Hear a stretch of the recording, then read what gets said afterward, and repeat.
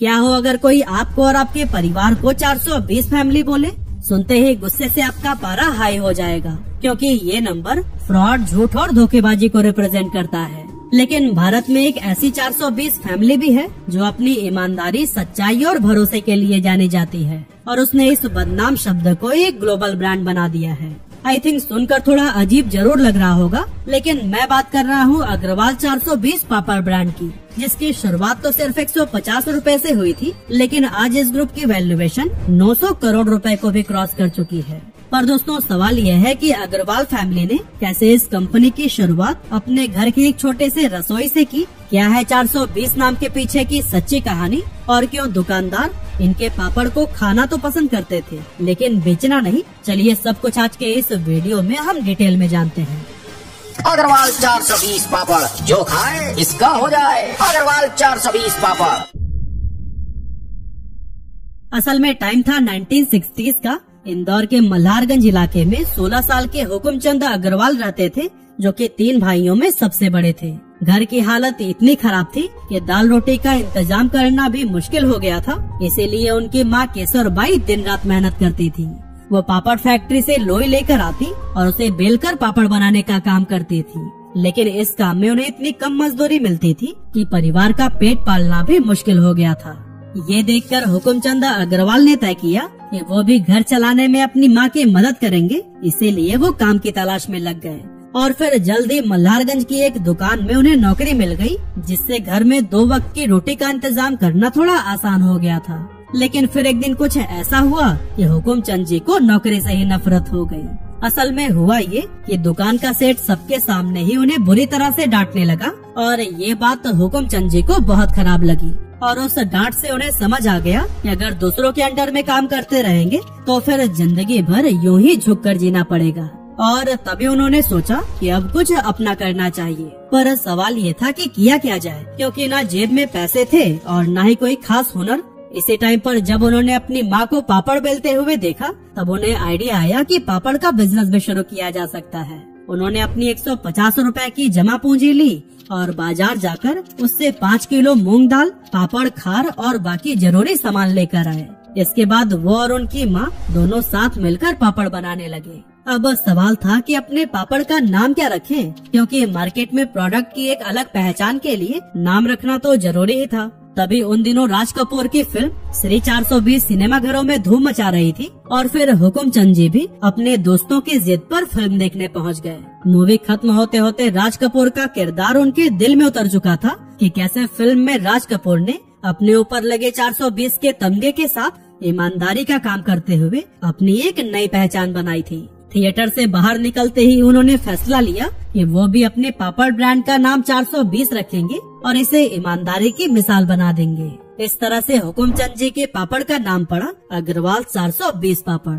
अब प्रोडक्ट तैयार था और ब्रांड नेम भी रेडी था, इसीलिए उन्होंने अपने दोनों छोटे भाइयों को साथ लिया और उसे बेचने निकल पड़े। एक दुकान से दूसरी दुकान, एक गली से दूसरी गली, लेकिन कोई भी दुकानदार उनका पापड़ लेने को तैयार ही नहीं था। रीजन था उसका नाम।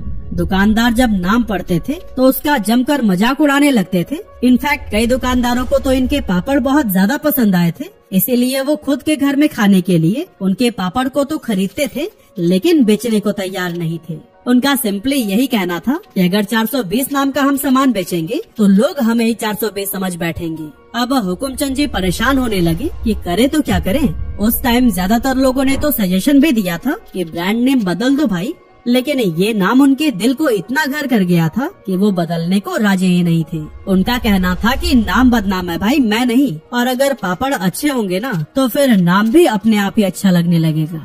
इस तरह से काफी कोशिशों के बाद जब उन्हें एहसास हो गया कि दुकानदार इसे नहीं खरीदेंगे, तो उन्होंने दूसरा रास्ता निकाला और हर इत्तवार यानी संडे को इंदौर के इत्तवारिया बाजार में स्टॉल लगाने लगे।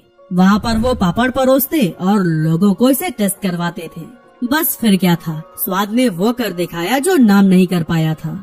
धीरे धीरे उनके पापड़ की बिक्री बढ़ने लगी। इसके बाद वो घर घर जाकर भी पापड़ बेचने लगे। दुकानों के बाहर स्टॉल और मेले में इसे लोगों को फ्री में टेस्ट कराते। उनके पापड़ का स्वाद इतना बेहतरीन था कि धीरे धीरे ये बदनाम नाम पूरे मल्हारगंज में फेमस होने लगा। जिसके बाद से हुकुमचंद जी ने कांच मंदिर के पास में एक छोटी सी गुमटी किराए पर ली और बाहर एक बड़ा सा बोर्ड लगवाया, अग्रवाल 420 पापड़। जो भी उधर से गुजरता ये नाम देखकर हैरान रह जाता, लेकिन जब वो उस पापड़ का स्वाद चखते तो फिर उसके टेस्ट, टेक्सचर और क्वालिटी से काफी इम्प्रेस होते थे। यही वजह थी कि लोग न चाहते हुए भी दुकान पर बार बार खींचे चले आते थे। इस तरह धीरे धीरे आगे बढ़ते हुए शुरुआत में जहां 20 किलो पापड़ का बैच बनता था वो बढ़कर 100, 200 और कुछ ही समय में 300 किलो तक पहुंच गया। अब भले ही पापड़ की क्वालिटी और टेस्ट ने लोगों का भरोसा जीत लिया था, लेकिन 420 नाम की वजह से परिवार को अब भी काफी कुछ सहना पड़ रहा था। लोग और रिश्तेदार इस नाम को लेकर अब भी ताने मारते और उन पर हंसने लगते थे। घर की बहुएं जब मायके जाती थी तो लोग तंज करते हुए पूछते, आगे 420 बहू। बच्चे स्कूल जाते तो पीछे से आवाज आती, आ गया भाई 420। स्कूल से लेके कॉलेज तक अगर हर कोई जो मुझे जानता है तो मुझे जानता है कि मैं 420 पापड़ वाली की बेटी हूँ। शुरू में जब 420 से चिढ़ाते थे लोग तो बहुत बुरा लगता था, ऐसा मन करता था कि इनको मारो या कुछ करो। लेकिन फिर जब बाद में इतनी आइडेंटिटी बन गई तो फिर उसके बाद अब नहीं लगता, अब टीचर्स भी 420 के नाम से जानती है। लेकिन इस मेंटल प्रेशर के बावजूद वो लोग ईमानदारी से अपना काम करते गए और उनकी इस लगन का ही नतीजा था कि कुछ ही सालों में 420 पापड़ इंदौर के हर गली नुक्कड़ पर मिलने लगा था। कमाल की बात तो ये है कि पहले जो दुकानदार इस नाम की वजह से उनका पापड़ तक अपनी दुकान में नहीं रखना चाहते थे, अब वो उनके माल के साथ साथ अपनी दुकान में 420 पापड़ का बोर्ड लगाने की इजाजत मांगने लगे थे। शुरुआत में तो उनका घर ही एक छोटा सा फैक्ट्री बना हुआ था जहां परिवार की महिलाएं दिन रात मिलकर पापड़ बनाती थीं। लेकिन जैसे जैसे पापड़ की डिमांड बढ़ने लगी वैसे वैसे इस छोटे से काम को बड़े लेवल पर ले जाना जरूरी हो गया और फिर इसी जरूरत को समझते हुए उन्होंने इंदौर में अपनी पहली मैन्युफैक्चरिंग यूनिट की शुरुआत की और फिर यहीं से असली ग्रोथ की कहानी शुरू हो गई। अब दोस्तों, मास प्रोडक्शन की वजह से धीरे धीरे बिजनेस ने इंदौर की सीमाएं पार करके पूरे राज्य में अपनी पहचान बना ली और फिर जैसे जैसे काम बढ़ा वैसे वैसे तीनों भाइयों ने आपस में अपनी रिस्पॉन्सिबिलिटीज को बांट लिया। सबसे बड़े हुकुमचंद जी ने क्वालिटी और प्रोडक्शन को संभाला और उनकी माँ केसरबाई ने भी 82 साल की उम्र तक लोई बनवाने का काम देखा और 103 साल तक परिवार के साथ रही। दूसरे नंबर के भाई कैलाश चंद जी ने लोकल मार्केट और डिस्ट्रीब्यूटर्स को मैनेज करना शुरू किया ताकि प्रोडक्ट सही समय पर सही जगह पहुँचे। सबसे छोटे भाई प्रकाश चंद जी को बिजनेस का अच्छा नॉलेज था, इसीलिए उन्हें बाहर के बाजारों में एक्सपेंशन की जिम्मेदारी दी गई। हुकुमचंद जी को मशीनों में भी काफी दिलचस्पी थी, तो फिर उन्होंने तय किया कि पापड़ में इस्तेमाल होने वाला आटा वगैरह वो खुद ही तैयार करेंगे, जिसके लिए उन्होंने 420 मशीन नाम से एक छोटा सा यूनिट शुरू किया, जिससे प्रोडक्शन कॉस्ट और क्वालिटी दोनों पर कंट्रोल मिल गया।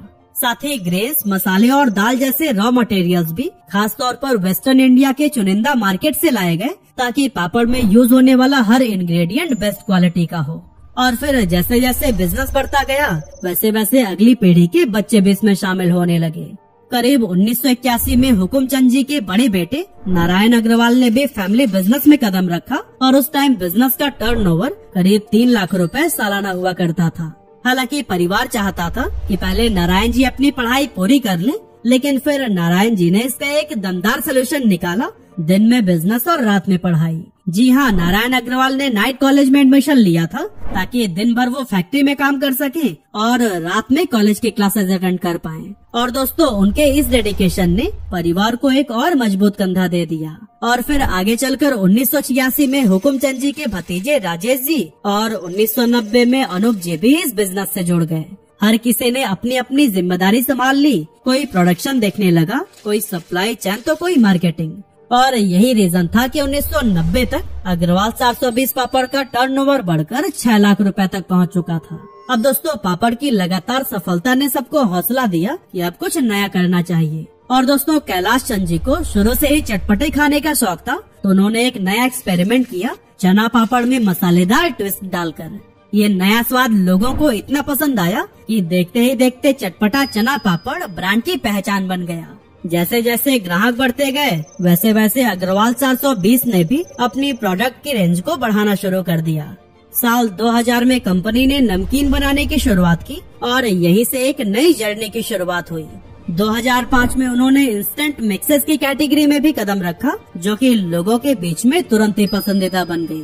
पापड़, इंस्टेंट मिक्सेस और नमकीन की जबरदस्त सफलता के बाद उन्होंने अपनी नजर मसाला आइटम्स की तरफ भी मोड़ी और हर तरह के भारतीय मसाले अग्रवाल 420 के प्रोडक्ट रेंज में शामिल हो गयी। 2019 तक कंपनी ने कई अलग अलग फूड कैटेगरीज में अपनी एक मजबूत पहचान बना ली थी।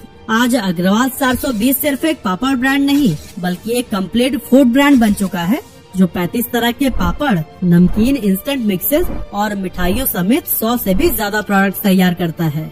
और दोस्तों, अब अग्रवाल 420 की पहचान सिर्फ इंदौर या मध्य प्रदेश तक सीमित नहीं रही, बल्कि ये ब्रांड आज के टाइम पर पापड़ और इंस्टेंट मिक्सेस में पूरे इंडिया का फेवरेट ब्रांड बन चुका है। इनके पास 550 से भी ज्यादा डिस्ट्रीब्यूटर्स का नेटवर्क है, जिनके जरिए अब ये ब्रांड मध्य प्रदेश, छत्तीसगढ़, दिल्ली, गुजरात, राजस्थान, कर्नाटक, हरियाणा, बिहार, पंजाब, महाराष्ट्र, उत्तर प्रदेश, झारखंड, आंध्र प्रदेश, उत्तराखंड, असम और ओडिशा जैसे कई सारे राज्यों में अपनी मजबूत पकड़ बना चुका है। अग्रवाल 420 आज पापड़ और पापड़ कतरन की करीब 8 अलग अलग वैरायटीज बनाता है, जैसे मूंग दाल पापड़, चटपटा चना पापड़ और उड़द दाल पापड़, जिनमें काबुली हींग और केरल की खास काली मिर्च का बेमिसाल उपयोग किया जाता है। यही वजह है कि आज हर रोज इनके करीब 17 टन से ज्यादा पापड़ और पापड़ कतरन बिकते हैं। अब बात करें अगर पापड़ कतरन की, तो पहले जब साधारण पापड़ को तला जाता था तो उसमें तेल ज्यादा लगता था और कई बार टुकड़ों में भी टूट जाता था। लेकिन कई सालों की रिसर्च के बाद अग्रवाल 420 ने एक खास इनोवेशन किया, स्पेशल पापड़ कतरन, जिसे टेस्ट मेकर मसालों के साथ में दिया गया। ये पापड़ कतरन न सिर्फ कम तेल सोखता है बल्कि और भी क्रिस्पी और टेस्टी होता है। आज के टाइम पर ये शादी पार्टियों का फेवरेट स्नैक्स बन चुका है। हलवाई और कैटरर्स की पहली पसंद अग्रवाल 420 स्पेशल पापड़ कतरन। पापा की परी का ब्याह था, खाना कौन बनाएगा, सवाल बड़ा था। असली मजा अग्रवाल 420 कतरन से आएगा। अग्रवाल 420 कतरन की है हर दावत का मन। इतना ही नहीं, अग्रवाल 420 के इंस्टेंट मिक्स प्रोडक्ट्स जैसे खमन मिक्स, गुलाब जामुन मिक्स, मूंग भजिया मिक्स, इडली मिक्स और डोसा मिक्स आज हजारों किचन में हर रोज बनाए जा रहे हैं। और फिर जैसे जैसे लोगों का प्यार बढ़ता गया, वैसे वैसे इस कंपनी की रफ्तार भी तेज होती गई। आज अग्रवाल 420 ग्रुप की वैल्यूएशन 900 करोड़ रुपए से भी ज्यादा की हो चुकी है। लेकिन दोस्तों, ये सिर्फ आंकड़े नहीं है, ये उस भरोसे की कहानी है जो लोगों ने एक नाम पर किया, एक स्वाद पर किया और एक मेहनती परिवार पर किया। और दोस्तों, इस मुकाम तक पहुंचने में एक और शक्ति रही है करीब 1500 महिलाओं की, जो कि दिन रात पापड़ बेलने का काम करती हैं। ये सिर्फ एम्प्लॉय नहीं हैं, बल्कि इस ग्रोथ जर्नी की असली साथी हैं, जिनके हाथों की मेहनत ने इस स्वाद को घर घर तक पहुंचाया है। जिस 420 नाम को लेकर लोग अभी तक मजाक उड़ाया करते थे, आज वही नाम इस ब्रांड की सबसे बड़ी पहचान बन चुका है। इतना ही नहीं, 420 ग्रुप की 55 से ज्यादा गाड़ियों के नंबर, मोबाइल और लैंडलाइन के नंबर, यहाँ तक कि कंपनी के रेट कार्ड्स में भी आखिरी डिजिट 420 ही होता है।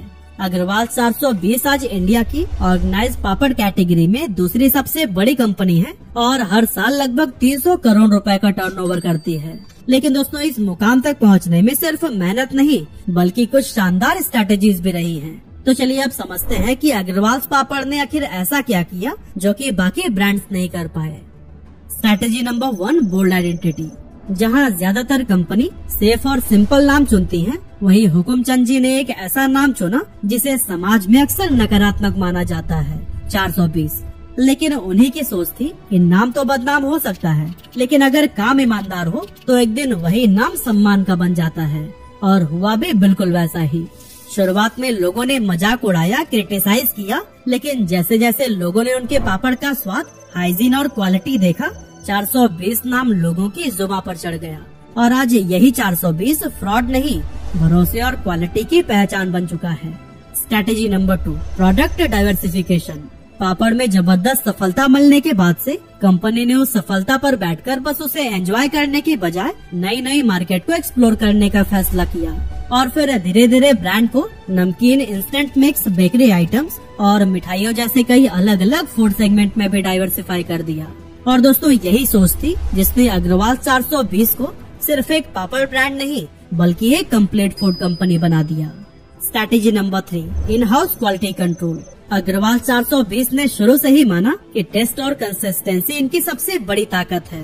और फिर इसी सोच के ही चलते उन्होंने अपने कोर इंग्रेडिएंट्स की सोर्सिंग और प्रोसेसिंग को बाहर के वेंडर्स पर छोड़ने के बजाय खुद के कंट्रोल में लेना ज्यादा जरूरी समझा। यानी फ्लोर, मसाले, स्पाइसेस और डॉ की पूरी क्वालिटी सब इन हाउस तैयार की जाती है ताकि हर पापड़ का स्वाद एक जैसा रहे हर बार।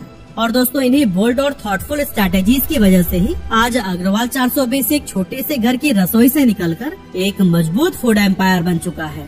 और दोस्तों, आज अग्रवाल 420 पापड़ ग्रुप की कहानी न सिर्फ हमारे देश के रेप्यूटेड न्यूज चैनल्स जैसे एनडीटीवी, इंडिया टीवी और IBN 7 ने कवर की है, बल्कि इनकी जर्नी को Indian institute of management Ahmedabad में भी केस स्टडी के तौर पर बताया जाता है, ताकि लोग इस बिजनेस ग्रुप से इंस्पायर होकर कुछ बड़ा करने की हिम्मत जुटा सकें।